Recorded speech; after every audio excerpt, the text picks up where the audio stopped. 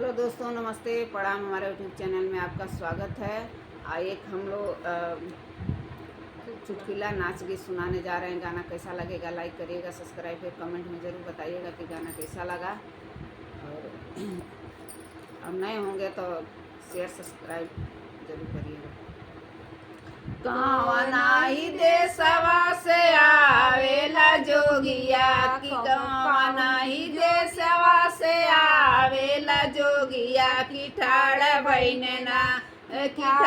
बहनना हमरे ससुर दुआरिया की, ठाड़ बहनना हमरे ससुर दुआरिया की, ठाड़ बहनना।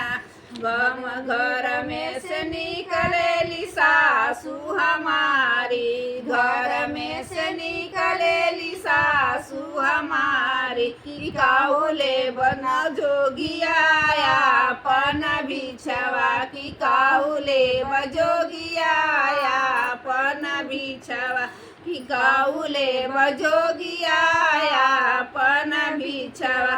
घर में से निकलेली जेठनी हमारी, घर में से निकलेली जेठनी हमारी, की काहुले बजोगिया अपन बिछवा, की काहुले बजोगिया अपन बिछवा, की काहुले बजोगिया अपन बिछवा, की काहुले बजोगिया अपन बिछवा। की नाही लेब गोरिया सोनामाया चंदिया, नाही लेब गोरिया सोनामाया चंदिया, कि लेब हम लेब गोरिया तोहरी लहुरी नदिया, हम लेब गोरिया तोहरी लहुरी नदिया, कि देई देबू ना कि देहो दिहना